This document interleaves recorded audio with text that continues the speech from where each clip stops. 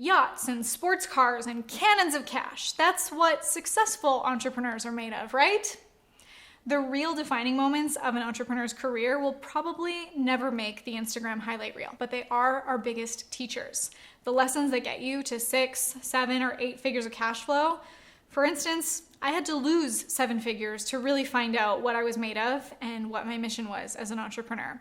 And I want to take you back to one of the hardest moments of my career and show you what I did when I hit rock bottom. This is what I learned losing $1 million.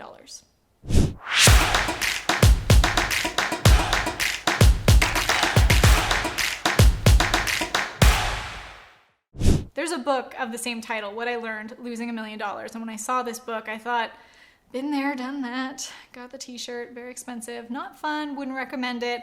And I want to share my story that, although I wouldn't recommend it, I hope that you can learn from my mistakes, because I think mistakes are tuition and have helped me to learn them in ways that I'll never make them again, and grew exponentially because of it.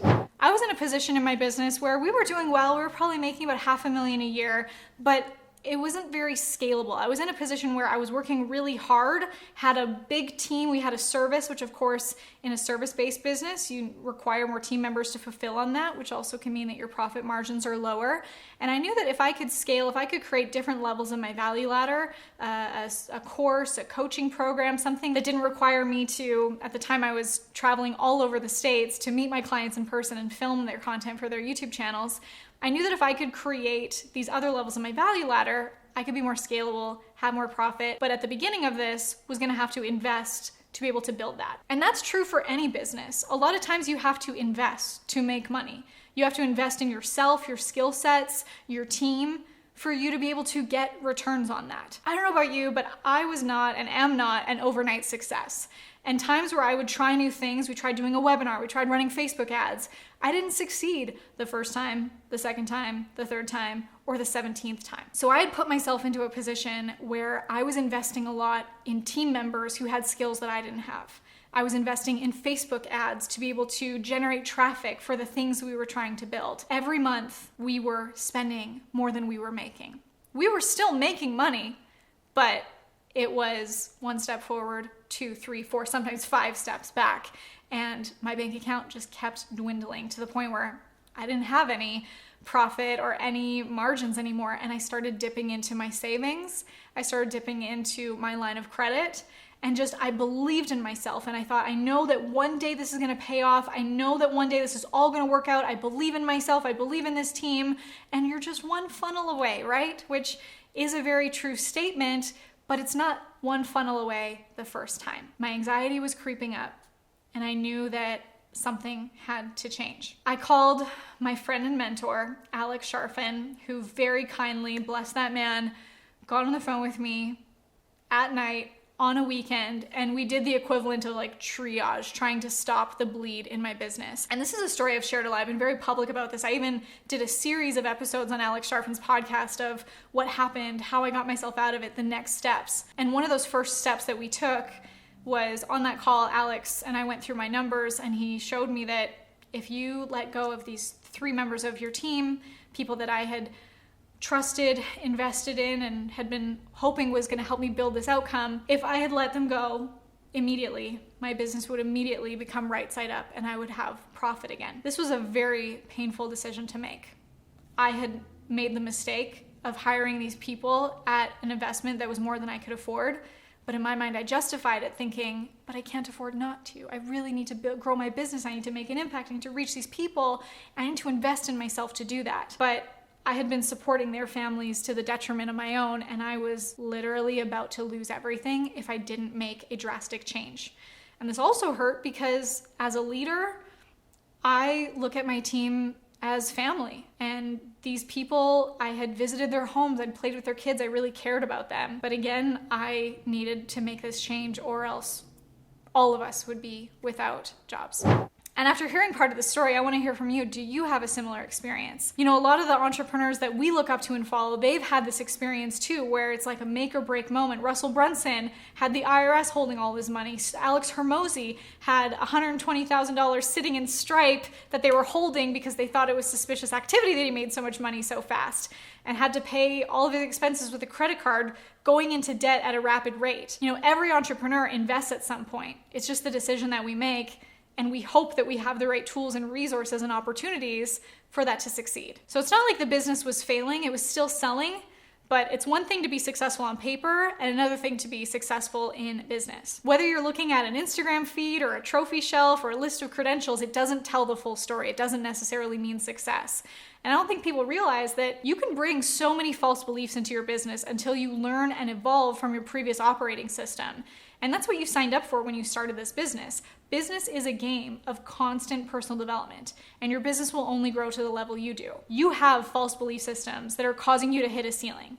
And with exposure to these new opportunities and maybe mentors and people in your life that you learn from their mistakes, so glad you're here, you get to lift the blinders. Now, I know that I made decisions around money because of my belief systems. I made decisions operating from the only lens I knew. Every human has beliefs and experiences that act like a windshield in front of them, and every one of them is different. Someone who grew up during the Great Depression versus millennials, they have different lenses that they see through. As a CEO, I have a different lens than my teammates or my clients. Our subconscious identity drives our behavior, and often we're not aware of what those subconscious beliefs are playing in the background. A lot of us, we grow up with these things we've been told by parents or guardians or well-meaning people that talk about money doesn't grow on trees, or make sure you save money for a rainy day, or nothing worth having comes easy. And that's the belief that we continue to operate with until we have a shift or an experience that happens that shows us what else is possible. So for me, when I hired people, I hired them so that I could place trust in them, because I had a hard time trusting in myself.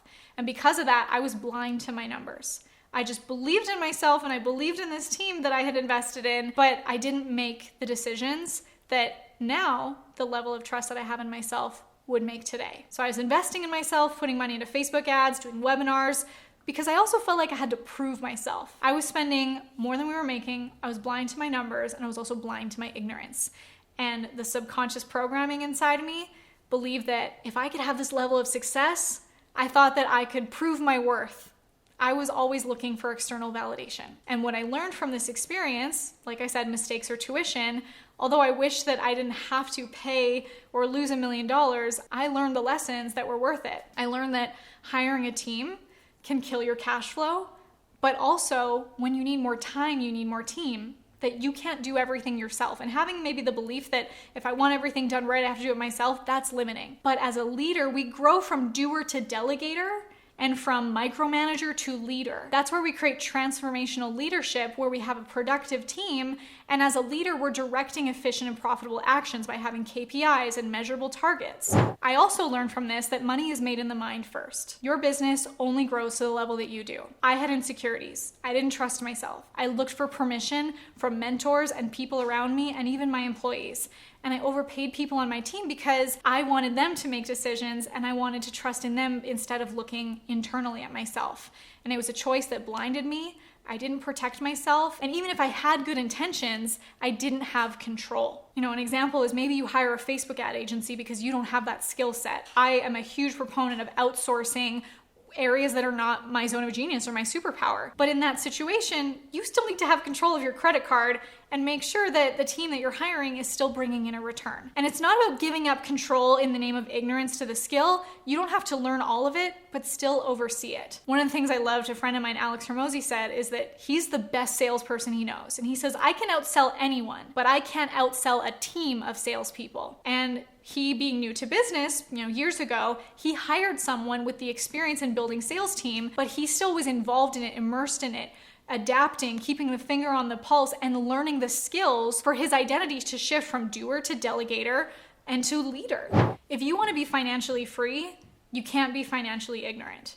How can you make decisions without looking at your numbers? All your decisions should be data-driven. And that's one of the first things I needed to learn as I dug myself out of this hole that I put myself into. I learned how to sell. I learned how to get myself out of debt. I learned how to make $1 million after I lost $1 million. So I see that as a win. And I hope that everyone listening learns from my mistakes, because the best way to learn is by experience. But if you can also skip a few years by learning from mine, I took most of the business on my shoulders. I was working on sales calls all day. I was working all night on the business and in the business, like 12 to 16-hour days. And it was exhausting, but it's what I had to do to be able to learn the hard way and be able to make up for the actions that I was just ignorant to. Have you ever been in this position where the fate of your business is completely in your hands and it comes down to your ability to dig your business out of its hole?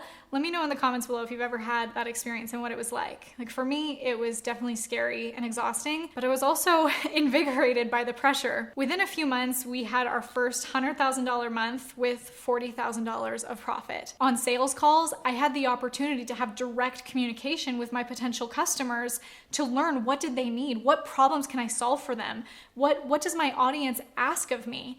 And that shifted everything. It shifted my messaging, it shifted my offer. It was exhausting. It was painful.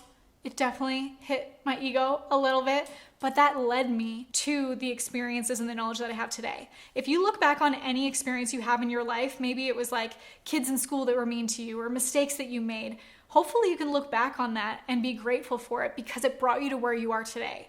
So remember that for where you are today, the difficult things you might be experiencing, and think, what is this setting me up for in the future? What is this qualifying me for to become the next level of myself?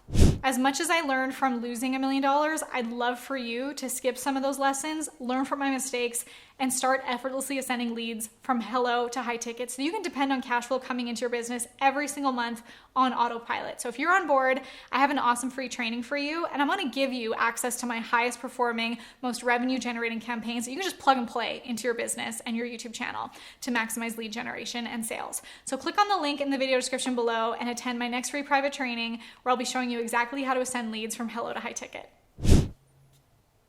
We were making probably... And I don't know about you, but I was not and am not. And this is for a list of credentials. It doesn't tell the still.